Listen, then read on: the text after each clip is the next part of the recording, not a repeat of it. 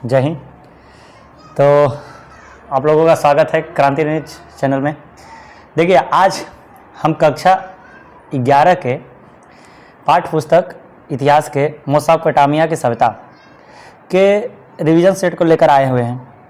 तो मेरे भाई बंधु, थोड़ा दिमाग को ध्यान देकर इसको अच्छे से रिवीजन करिएगा और एक कलम और एक कॉपी लेकर साथ में बैठ जाएगा। क्योंकि वैसे तो मैं इसका पीडीएफ डाल दूंगा आपके डिस्क्रिप्शन के लिंक में, लेकिन आप एक बात इसको ध्यान से सुनिएगा, ठीक है। देखिए, हमारा कोचिंग का यहाँ आपको लोगों दिखाई दे रहा है ना। तो ये है विद्या कोचिंग सेंटर, ठीक है। और हमारे डायरेक्टर सर का ये नंबर है और ये रहा मेरा नंबर। तो आप चाहे किसी पर भी कॉल कर सकते हैं, ठीक है। अगर आपको कोई भी अगर इसमें कोई चीज़ें जो आपको समझ में नहीं आती है तो आप इस नंबर पर व्हाट्सएप या कॉल कर सकते हैं, ठीक है। तो चलिए स्टार्ट करते हैं बिना कोई देर किए हुए। मेसोपोटामिया की सभ्यता। वैसे आपको पता होना चाहिए कि मेसोपोटामिया में 4 सभ्यताएं थे, जिसमें बेबीलोन की, असीरिया की, कैंडिया की और एक सीरिया की सभ्यता आती थी। तो याद करिएगा, हम्बुरावी के विषय में आप क्या समझते हैं। क्वेश्चन आपका है कि हम्बुरावी के विषय में आप क्या समझते हैं। तो हम्बुरावी के विषय में आपको ये देखिए, एमराइट जो वंश था, एमराइट, उसका महान शासक था हम्बुरावी। कौन था? हम्बुरावी। और कब तक इसका सेनापतित्व था? 1792 से लेकर 1750 ईस्वी तक इसने शासन किया था। तो इसके सेनापतित्व में, मतलब सेनापति के रूप में, उसमें उसकी जो आकांक्षा थी, उसका जो गुण होने थे, वो एक कुशल योद्धा या कुशल लिख दिया, कुशल योद्धा होने के साथ साथ होने का भी प्रमाण मिलता है। उसकी महान उपलब्धियां, विधि संहिता जो उसकी लॉ थी, लॉ कोड थी, उसका नियम कानून है बहुत ज़बरदस्त था। जैसे कहा जाता है कि जहांगीर का जो मुगल शासनकाल में पढ़ेंगे, जहांगीर जो न्याय की जंजीर बनवा कर रखा था, न्याय के घंटा, है ना, चोरी करने वाले के नाक कान तक लिए काट दिए जाते थे। उसी तरह इसका भी जो महान उपलब्धि थी, उसकी जो महान उपलब्धि थी वो क्या थी? विधि संहिता। तो इसको आप देखिए, ये थोड़ी थोड़ी चीज़ ना आपको याद करना ही पड़ेगा। तो इस संहिता के आरंभ में यह घोषणा की गई थी कि देव, इसके आरंभ में, जिसको इसका मतलब जो जब ही आप पहला पेज आप पढ़ेंगे इस संहिता का, लिखा हुआ है पूरा, जैसे हम लोग का संविधान है ना, उसमें लिखा है कि देव मधुरक, वहाँ के कोई भगवान होंगे, उसे न्याय के सिद्धांतों को जनता के देने का आदेश दिया है। मतलब जनता के लिए ही भेजा गया। जैसे यीशु मसीह को बोला जाता है ना कि उनको भगवान खुद पैगंबर के रूप में भेजे थे, तो इसी तरह से बात है ना। तो उसने दास शोषण, उसमें दास प्रथा बहुत ज़्यादा हुआ करती थी। दास प्रथा मतलब गुलाम, मतलब जैसे आप आलू, प्याज, मूली, टमाटर आप बाज़ार से खरीद के लाते हो ना, उसी तरह दास खरीद कर बाज़ार के भाव बिकते थे वो सब। तो विमुक्त करने के लिए, उसको निर्मुक्त करने के लिए, विमुक्त करने के लिए अनेकों नियम बनाए थे। जैसे और दूसरी आप पॉइंट याद रखिएगा, व्यभिचारी स्त्री। तो वैसे जो स्त्री जो मतलब कि जो आर्थिक नहीं, मतलब क्या बोलते हैं, जिसका मतलब कि व्यभिचार हो, मतलब उसको हिंदी में क्या बोलते हैं मेरे भाई, हिंदी में बोल रहे हैं, जो पतित है ना, जो मतलब कि हाँ आप समझ रहे होंगे, जो निर्लज है ना, तो उसके प्रति कठोर रुख अपनाया। क्या अपनाया? कठोर, एकदम मतलब कड़ा शासन था उसका, ठीक है।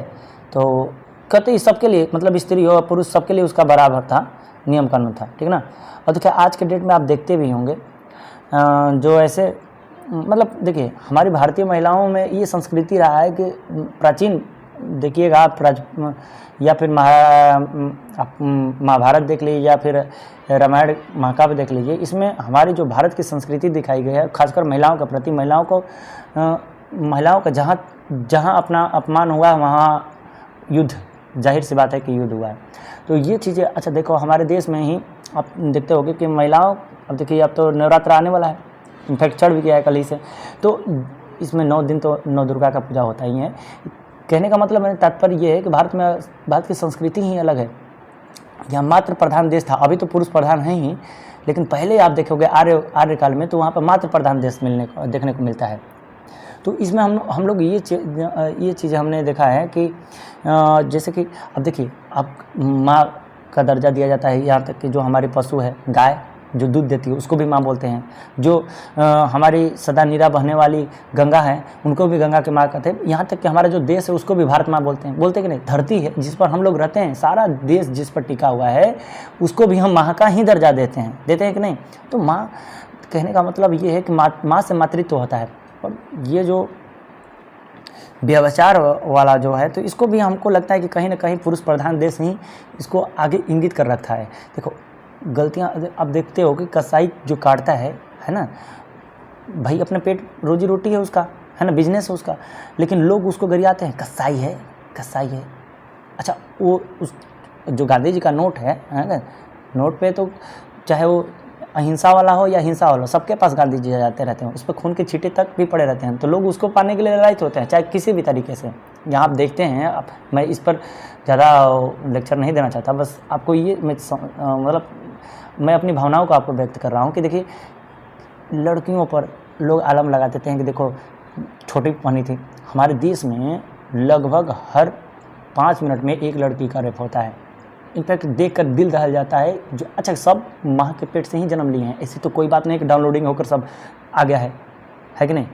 तो जो ऐसे कुकृत्य करने वाले लोग हैं ना, वो तो मानसिक थोड़ा सा उनका हमको लगता है ना, मानसिक उनका संतुलन अस्त रहता है। ठीक है, थोड़ी से चंद मतलब क्या हो उसमें अब बोला जाएगा तो ये इस बातों पर ना कई लोग ने कहते वाह, मतलब खुलकर मैं बोल दूंगा तो लोग कहेंगे कैसा बात कर रहा वाहियात है ना, घटिया है किस्म का।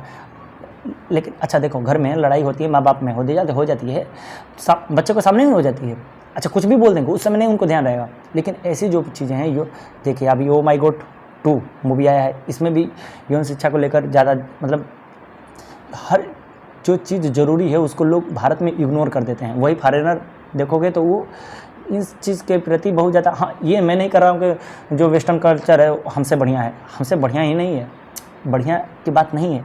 कहने को मतलब वो लोग चीज़ों को जो छुपाने वाली चीज़ें हैं उसको आप रख सकते हो, लेकिन जो चीज़ बताने वाली है तो उसको बताना ही चाहिए। बताना चाहिए कि नहीं बताना चाहिए, आप ही बोलो, कमेंट करके ज़रूर बताइएगा इस डिस्क्रिप्शन कमेंट बॉक्स में। आप एक बात बताइए, देखिए बच्चों को समझ में नहीं आता है। मुझे याद है जब मैं बचपन में, मेरी माँ है हेल्थ वर्कर, तो उसमें कंडोम के कुछ कंडोम मिला करता था, तो हम लोग उसको गुब्बारा समझकर खेला करते थे बाहर। बाद में पता चला ये सब, लेकिन देखिए परिवार नियोजन के लिए ही आता होता। तो ये चीज़ गौर करिएगा, देश में आप देखिएगा एक तरफ संस्कृति है, आप देखिएगा कभी आप गए होंगे अजंता की गुफाएं, एलोरा की गुफाएं में, यहाँ तक कि आप जब जाएंगे ना महाराष्ट्र में तो एक जगह पड़ता है और क्या नाम है कंदरिया महादेव मंदिर, और एक है क्या नाम है, सही नाम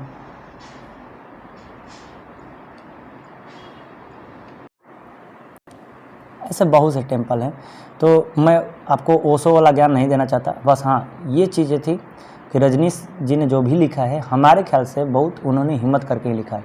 तो चलिए, और ऐसे स्त्री जो हम तो मानते हैं कि मान लो कहीं उनके पेट का ही रोजी रोटी का सवाल है, तो ये प्रोस्टिट्यूशन को बहुत ज़्यादा बढ़ावा सरकार तो नहीं देती, वैसे रेड लाइट एरिया जोन बना रखा है, लेकिन ये चीज़ें कहीं ना कहीं पुरुष के मानसिकता से ही व्यचित होती है। लोग गलती करते हैं, है ना। देखियो अभी भी आधी आबादी ही तक है हमारी, जो अब ये लिंग भेद वाला भी बहुत बड़ा मामला है, ठीक ना। तो मैं खुद एक बेटी का पिता हूँ, मुझे इस बात को इग्नोर मैं नहीं कर सकता, ठीक है। तो अच्छा समाज ही ऐसा है, तो समाज से लड़ने के लिए बहुत हिम्मत चाहिए। और ऐसी भी बात नहीं है, आप देखोगे जब मारवाड़ की स्त्रियां क्या, मेवाड़ी स्त्रियां पहले अपने अस्तित्व को बचाने के लिए, जब खिलजी ने उस पर आक्रमण किया, आप पद्मावत के बारे में सुने होंगे, तो उन्होंने जौहर कर लिया था खुद अपने आप, मतलब कि एक स्वाभिमान भी होना चाहिए, उस स्वाभिमान को बचाना स्त्री का मूल कर्तव्य भी होना ही चाहिए था, ठीक है। दूसरी बात, आज अपने ही डेट में आप देखेंगे कि बहुत से ऐसी चीज़ें हैं, जैसे कि एक मुझे इस पर एक थोड़ा सा मैंने 2 लाइन की बनाई है पंक्तियाँ, आप सुन लीजिए। जिसने हमें कंधे पर बैठाया है ना, जिसने हमें घुमाया, आज के इस लालची दौर में सब एक दूसरे को ठगने में लग गया। जिसने हमें कंधों पर घुमाया, बैठाया, फिराया, जब उसे कंधा देने की बारी आई तो बच्चा मजदूर की तलाश में लग गया। ये समझ में आया? थोड़ा सा है। तो ये देखिए पिता की बात कर रहा है। एक कवि हैं, उनका तो नाम नहीं पता है, उन्होंने पिता पर भी एक मुहावरत लिखा है, बहुत बढ़िया कविता लिखा है कि पिता रोटी है, कपड़ा है, मकान है, पिता है तो धरती और आसमान है, पिता है तो माँ के गहने हैं, पिता है तो बाजार के सारे खिलौने अपने हैं। एक पिता ही वह होता है कि जो फटी गंजी में अपने जीवन को बिता लेता है और बच्चे की हर ख्वाहिश को पूरा करने के लिए। इनफैक्ट ऐसे माँ बाप से बड़ा कोई भगवान नहीं होता। यहाँ देखिएगा तो पिता को चोट पहुँचाने वाले व्यक्ति के क्या कर लिया जाते थे? हाथ ही काट दिया जाते थे।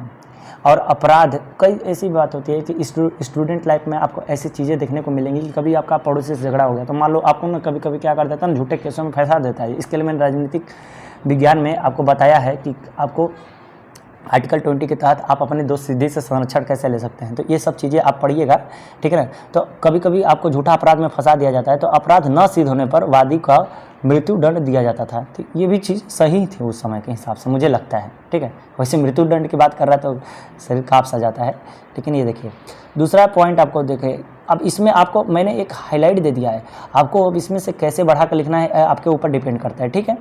तो देखिए सुमेरी सप्ताह का परिचय दीजिए, दूसरा क्वेश्चन देगा। तो देखिए सुमेरी सप्ताह का परिचय के बारे में मैंने लिख दिया है थोड़ा सा, ठीक है। तो आप इसको पढ़िए, आप इसको जब तक नहीं पढ़िएगा तब तक समझ में नहीं आएगा। तो देखिए यहाँ लिखा है कि लगभग 500 ईस्वी पूर्व में सुमेर में आबादी बसने लगी। सुमेरिया शब्द का शाब्दिक अर्थ होता है कि काले सर वाले लोग, ठीक है। तो ऐसा याद लग रहा है कि नहीं, काले सिर वाले लोग हैं। तो ये आपको मेसोपोटामिया का सभ्यता कहाँ थे? इराक में ना, दजला और फरात के नदियों के बीच में थे। तो वो आप देखिए ना, आप देखोगे जब ये साउथ में ही है, साउथ अफ्रीका की बात हो रहा है, तो साउथ अफ्रीका में काले काले लोग होते हैं। तो उसमें सबसे नीचे वाला हिस्सा सुमेर आता था। तो सुमेर का भारत से भी व्यापारिक संबंध था। इसका चेहरा गोल और नाक सीधी होती थी, ठीक है। नक लिख दिया है, यहाँ होगा नाक, ठीक है। नाक सीधी होती थी। सुमेरियन ने आरंभ में जो कुछ बस्तियाँ बसाई जो आगे चलकर नगर में तब्दील हो गई। तो शहरों की प्रधानता के कारण ही सुमेरी सभ्यता को शहरी सभ्यता कहा जाने लगा। तो मैंने इस पॉइंट को मैंने छोटा में लिखा है, आपको इसको बढ़ा कर लिखना होगा। तो सुमेरी सभ्यता को 3 वर्गों में विभाजित किया जाता है। तो आप ऐसे नहीं लिखेंगे उच्च वर्ग राजा पे, पहले लिखोगे उच्च वर्ग हेडिंग। अच्छा हेडिंग भी देना होना ना, तो मोटा वाला पेन ले लेना मेरे भाई। देखो एक बात बता दूँ, हेडिंग देना होगा तो आपको क्या करना होगा, मोटा वाला पेन ले लेना होगा। क्योंकि देखिए जब उच्च वर्ग लिखोगे ना तो इसको इतना मोटा से लिखना कि ताकि जो एग्जामिनर है उसके दिमाग में ये जाए कि हाँ चीज़ वही लिख रहा है जो वो चाह रहा है, ठीक है ना। तो उच्च वर्ग, ये गलती मैंने किया था। मैं बहुत सा अच्छा ऐसा चीज़ होता है ना, आप देखोगे इंटर और हाई स्कूल, तो मान लो हाई स्कूल में तो ठीक है, इन लोगों को ना एग्जामिनर को कॉपी चार्ज करने का पैसा मिलता है। ये हमारे जैसा नहीं है कि एक लाइन चेक करके लिखेंगे। हाँ मात्रा का थोड़ा ध्यान दीजिएगा, लेकिन एक चीज़ याद रखिएगा कि जो आप लिख रहे हो ना, तो उसमें बीच बीच में जो चीज़ से रिलेटेड है उसमें बड़ा सा हेडलाइटर ले लीजिएगा, उसी से उसको हाईलाइट कर दीजिएगा, ताकि उसके दिमाग में चल जाएगा हाँ बचवा ये लिख रहा है। बीच में चाहे गाली लिखो, नहीं गाली नहीं लिखना मेरे भाई, लेकिन हाँ कुछ भी लिखो लेकिन लिखना, ठीक है। तो उच्च वर्ग मोटा सा हेडलाइट देना, तो उसमें लिखना कि उच्च वर्ग में राजा आते थे जो कुलीन परिवार के लोग थे, जिसमें बड़े बड़े राजा महाराजाओं की बात होती, जो राजघरानों में रहते थे, है ना। और उसमें पुरोहित वर्ग भी तो आपको ऐसे बढ़ा के लिखना है। अब ऐसे नहीं कि 2 बार लिखना राजा और पुरोहित, नहीं, आपको लिखना होगा कि राजा आते थे, उसमें पुरोहित वर्ग भी आते थे। तो पुरोहित वर्ग जो पूजा पाठ कराते थे, और ये मध्यम वर्ग के कृषि व्यापारियों के साथ उनका तालमेल अच्छा होता था। ऐसे ऐसे आप बढ़ा के लिखोगे, चाहे जैसे भी लिखोगे उसमें आपको यही लिखना है। मध्यम वर्ग में कौन आता था? तो मध्यम वर्ग में कृषि परिवार आते थे जो काश्तकार होते थे, जिनके पास बड़ी बड़ी ज़मीनें होती थी, जिन्हें भूमिहार कहा जाता था। ये अपनी ज़मीनों पर खेती किया करते थे। इनकी खेती से जो उपज होती थी यह व्यापारी मंडियों में जाकर व्यापारियों को बेच देते थे। अतः मध्यम वर्ग में कृषि और व्यापारी दोनों सम्मिलित थे। अतः इस प्रकार से हम कह सकते हैं कि मेसोपोटामिया के सुमेरी सभ्यता के अगर बात किया जाए तो कृषक वर्ग मध्यम वर्ग के अंतर्गत ही आता था। अब एक ही बात को 2 बार 3 बार 4 बार आप जैसे भी लिखोगे, हाँ लिखो थोड़ा अच्छे राइटिंग में ठीक है। तीसरा है दास वर्ग। तो दास वर्ग में कौन आते थे? दास आते थे। दास जो कि जैसे कि आज के बाज़ार में आलू धान मक्का मेज जो भी बेचा जा रहा है, वैसी तरह व्यापारियों को कोठियों से दास का भी व्यापार हुआ करता था। दास व्यापार दक्षिणी अफ्रीका के तट से यहाँ तक कि अब देखने को मिलता है कि आधुनिक युग में भी, मध्यकालीन युग में भी दासों का बहुत ज़्यादा वर्चस्व दास व्यापारियों का बहुत ज़्यादा वर्चस्व रहा है। यहाँ पर दास किलो के भाव पर बिकते थे। दास मतलब गुलाम, गुलाम वंश की स्थापना, अब वही में चाप दो जैसे भी लिखोगे। छोटे दर्जे के किसान, तो छोटे दर्जे के किसान के बारे में लिखना है जिसके पास अपनी ज़मीनें नहीं हो जाया करती थी, उन्हें छोटे दर्जे के किसान में सम्मिलित किया जाता है। तो ये चीज़ आप लिखोगे। देखो यहाँ पर कुछ लिख दिया है, समाज में दास प्रथा प्रचलित थी, ठीक है। अब इसी से आपको 2 लाइन और 4 लाइन और जोड़ना है। स्त्रियों की दशा क्या थी? अच्छी थी, ये बात तो आपको समझ में आना चाहिए। उनको अपने संपत्ति पर पूरा अधिकार था, तो भैया अच्छी रहेगी करके। अब हमारी जो होम मिनिस्टर हैं, जो हम पैसा, अब तो ये ऑनलाइन तो आप लोगों के लिए फ्री सेवा देते हैं।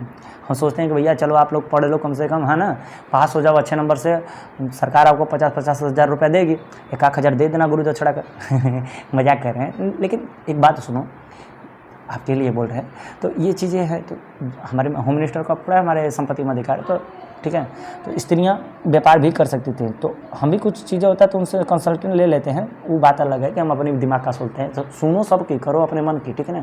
अब उनको लगेगा ना कि थोड़ा सा मान रहे हैं कि नहीं, अरे यार उन लोग को खाली तारीफ कर दो ना बस। लड़कियों को क्या चाहिए, हो गया इतना काफ़ी है ना। ये सब ज्ञान के चक्कर में मत पड़ो। सुमित भाई कौन है ये, कौन, हाँ ऊपर चलो, ठीक है। कमेंट ध्यान दीजिएगा। इन्हें गणित की जानकारी थी। प्रारंभ में एक अच्छा, इनके गणित होगा तभी तो व्यापार करेगा भाई। पढ़ाई लिखाई करोगे नहीं तो व्यापार कहाँ से करोगे, वही चौकी चुननी करोगे और क्या। तो ये एक ईश्वरवादी थे, मतलब एक ईश्वर की पूजा करते थे। बाद में बहुदेववादी हो गए। ये समझ में आया। जैसे हमारे में हिंदू धर्म में अगर आप देखोगे तो 33 करोड़ देवी देवता है। उसी मुस्लिम में हम लोगों के जो मुस्लिम संस्कृति है उसमें देखोगे तो देवता का कोई रूप ही नहीं है, निराकार है। तो ऐसी तरह अल्लाह है, अल्लाह को पूजा करते हैं। अल्लाह मतलब खुदा मानते हैं। तो इसी तरह जीसस क्राइस्ट को ईसाई मानते हैं, ईसा मसीह को। तो ये से सब चीज़ें हैं, ठीक है ना। तो ये आसरिया का अगला है टॉपिक, आसरिया के इतिहास का संक्षिप्त विवरण दें। अगर ऐसा क्वेश्चन आएगा तो पहली बात तो आप इसको, बहुत इंपॉर्टेंट है, आप इसको हाईलाइट कर लीजिएगा। देखिए बेबीलोन शहर के उत्तर में आसरिया का राज हुआ करता था, है ना। मेसोपोटामिया कहीं भागे सब। तो इसके प्रमुख नगर असुर था, जिसके नाम पर इसका नाम आसरिया पड़ गया। तो ये बात लिखिएगा। अच्छा, असुर भी लिखिएगा थोड़ा हाईलाइट करके, आसरिया भी। अब एकदम क्या करना है, एकदम मोटा सा लेना है और एकदम चाँप देना है, ठीक है। आसरिया ऐसे लिखो। अब असुर लिखोगे तो एकदम मोटा, एकदम मोटा हम ले लेते हैं। देखो मोटा लेना है। इससे क्या होगा ना कि जब तक नहीं लिखोगे तब तक दिमाग में होकर जाइए ना करेगा। असुर लिखना, असुर ऐसे मोटका पेन ले लो और लिखते रहो, ठीक है। हम छोटा कर लेते हैं भाई। तो ये चीज़ें आपको ध्यान देना। बर्बर आक्रमण, मतलब खूब आक्रमण हुआ करता था। तो अपनी सुरक्षा तथा अपनी अधिक कठिनाई का सामना करने के कारण यहाँ के लोग युद्धप्रिय तथा कठोर हो गए। अब रोज़ जकरे घर में झगड़ा होगा भैया, वो तो लड़ाई हो ही जाएगा। अब देखो बचपन में हमारे घर में भी बहुत ज़्यादा ये सब चीज़ें चलती रहती हैं। हम लड़ाई झगड़ा से बहुत दूर होते हैं, लेकिन कहते हैं लोग कि झगड़ालू हैं। तो चलो भाई तुम भी देख लेना, कभी तुमसे इंटरेक्शन होगा तो, ठीक ना। लोग एक दूसरे को कब तक जब तक इंटरेक्शन नहीं होगा तब तक कोई परमाणु भी एक दूसरे से टकराते रहते हैं। तो इंटरेक्शन भी होना जरूरी है कि नहीं। हाँ, तो ये सब बातें किया करो। शताब्दी में आसियाई समाज का पुनः उत्कर्ष हुआ, ठीक है। कब? 9वीं शताब्दी में। तो असुरबानीपाल के बाद, देखिए असुरपाली वहाँ का राजा है। तो मीडिया और कल्डिया पर, है ना, संयुक्त रूप से आक्रमण कर इस समाज को अपने अधीन कर लिया। तो असुरबानी बहुत मतलब विख्यात राजा, मतलब बहुत लड़ाकू धड़ाकू था। लेकिन ओकरे बाद का जो राजा हुआ है ना, तो उतना, जैसे अब अशोक, अब देखो अशोक के बाद कहाँ उतना बढ़िया, संघमित्रा थी, महेंद्र को भेज दिया, अपने भी बहुत धर्म कर लिया। ये सब चीज़ें हैं। अब तो इसीलिए ना मौर्य वंश का पतन हो गया। चंद्रगुप्त मौर्य देखोगे कितना गजब योद्धा था। अब उसके जो गुरु से चाणक्य, खुद गुरु जी इतने महान थे, है ना। अरे हाँ, देखे तो हो गए चंद्रगुप्त मौर्य कैसे चुनिए पकड़ के फेंकवा दिया था घना ने। गुरु जी का कुछ समझ में नहीं किया।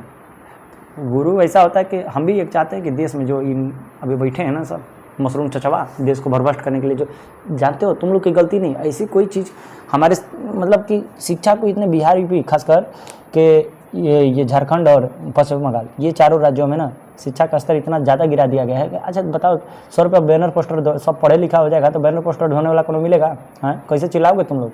100 रुपये में 2 गला तक खिला देगा, खुश हो जाएगा, जिंदाबाद जिंदाबाद मरो भैया, जब तक सूरज चांद रहेगा गुरु भैया याद रहेगा, है ना, चिल्लाते रहना।